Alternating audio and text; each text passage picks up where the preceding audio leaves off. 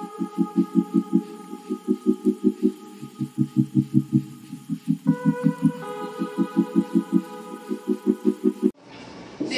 अब तक तो इंटरव्यू हमें बहुत अच्छा लगा, पर हमारे पास 3 सवाल और हैं। क्यों ना तुम अपनी योग्यताओं के बारे में बताओ। मैं कंप्यूटर संबंधी कार्यों में कुशल हूँ। मैंने कंप्यूटर साइंसेज में डिग्री भी हासिल की है और अपनी यूनिवर्सिटी में टॉप भी किया था। आप मुझ पर भरोसा कर सकते हैं। हम तुम पे तो भरोसा कर सकते हैं, लेकिन हम तुम्हारी पृष्ठभूमि पे भरोसा नहीं कर सकते। तुम एक बहुत पिछड़ी पृष्ठभूमि से हो, भारत से। क्या तुम्हें लगता है तुम यहाँ काम करने लायक हो?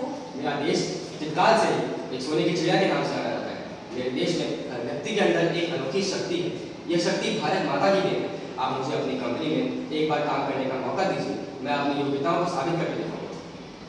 क्या तुम्हें सचमुच लगता है तुम इस बड़ी कंपनी में काम करने के योग्य हो?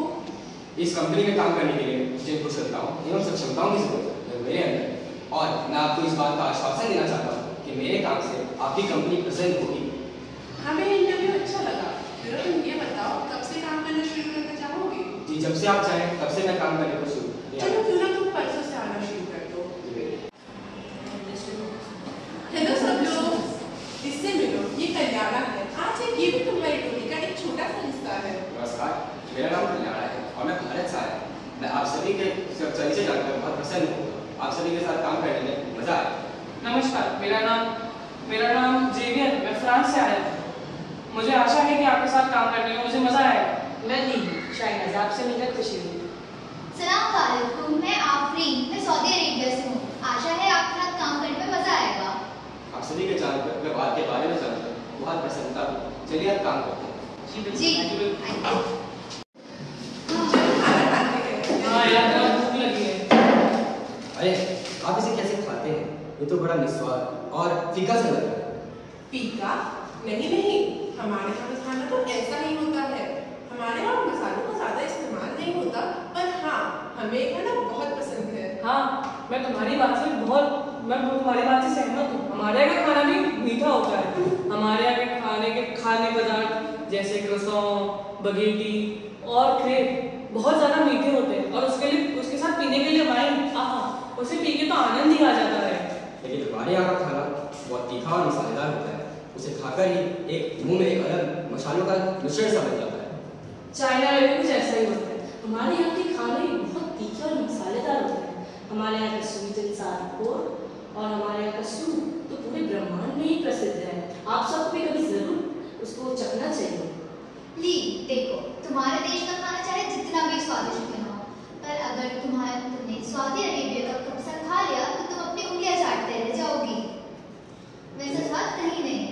लेकिन मैं आप सभी को एक बार भारत का खाना खाने की सलाह दूंगा, खासकर दक्षिणी भारत का। वहाँ का सांभर, बड़ा, इडली, डोसा आदि बहुत प्रचलित है। वहाँ की फिल्टर कॉफी तो सारे विश्व में प्रसिद्ध है। अरे रुको, मैंने एक बार भारत का खाना खाया था। भले ही मैं खा नहीं पाई थी, वो इतना ज्यादा तीखा था, पर हाँ, उसका कुछ अलग ही स्वाद था। लेकिन मुझे फ्रांस का खाना बहुत पसंद है। वहाँ पे कुछ अपने जैसा अनुभव होता है। वहाँ का खाना इतना स्वादिष्ट होता है, मैं क्या बताऊँ तुम सबको। बिल्कुल सही बोला, लेकिन अमेरिकन खाना भी कोई कम नहीं है।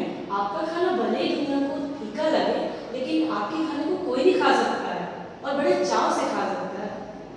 हाँ, मुझे भी सऊदी अरेबिया का खाना बहुत पसंद है।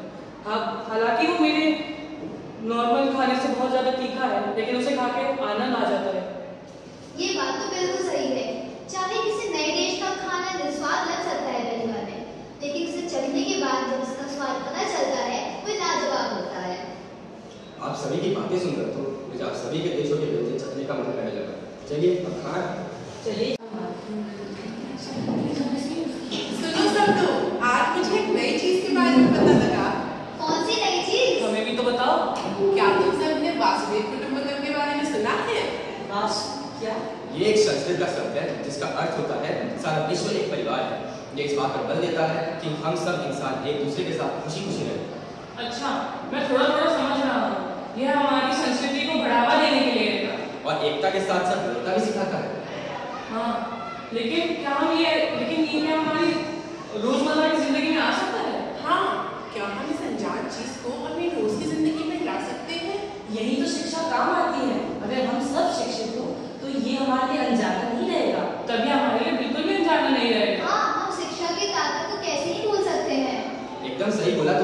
ये इन बाधाओं को तोड़ने और आगे बढ़ने की बात है।